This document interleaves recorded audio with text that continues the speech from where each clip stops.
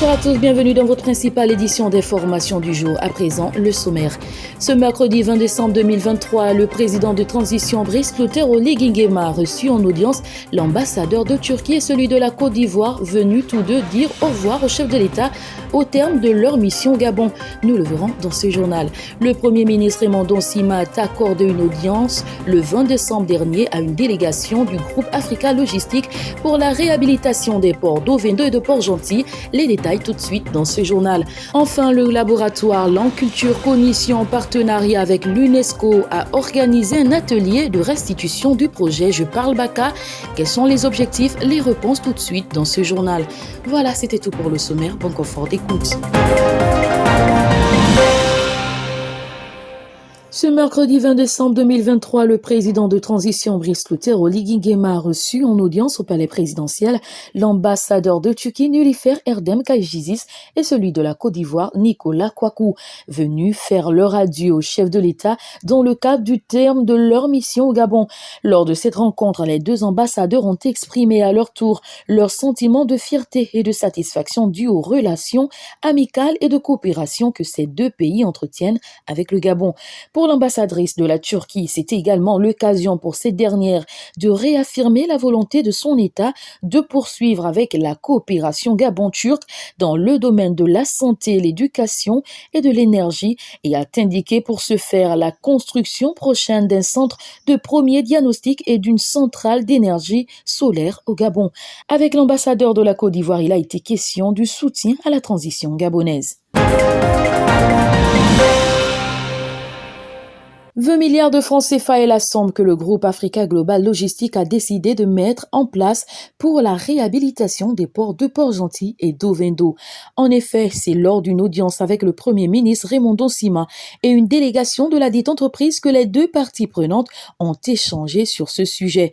Ce projet vise bien évidemment la réhabilitation de ces deux ports en faisant d'eux une plateforme portuaire moderne, performante et compétitive capable de répondre aux attentes des clients nationaux et internationaux et de contribuer ainsi à la création d'emplois et bien évidemment à la croissance économique du pays. À titre d'information, les travaux d'aménagement de deux ports de Port-Gentil et d'Ovendo se feront d'ici avril 2024. Pour ce faire, ce groupe français table sur un investissement de 20 milliards de francs CFA pour entreprendre ces travaux.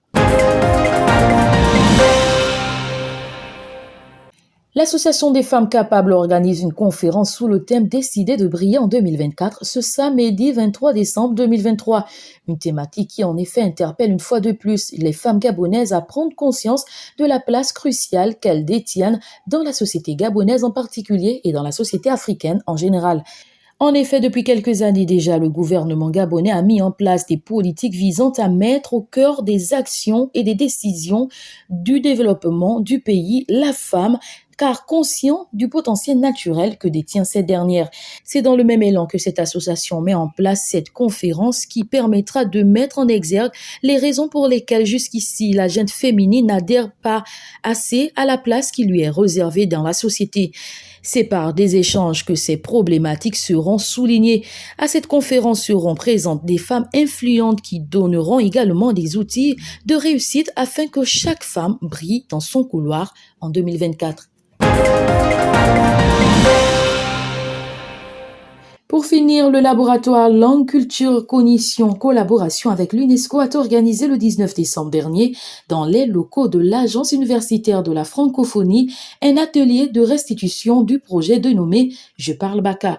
L'objectif est de permettre aux citoyens gabonais de ne pas se détacher des valeurs linguistiques locales, autrement dit, de valoriser la préservation des langues autochtones, la transmettre aux générations futures. Le projet s'inscrit bien évidemment dans le cadre général de la sauvegarde des langues et cultures gabonaises. En effet, tout va d'un constat, celui du manque de considération de nos cultures par cette nouvelle génération. Il est assez rare de trouver de nos jours des jeunes qui parlent et comprennent nos langues locales. Le Gabon est actuellement marqué par une génération complètement détournée de nos valeurs traditionnelles propres à nous.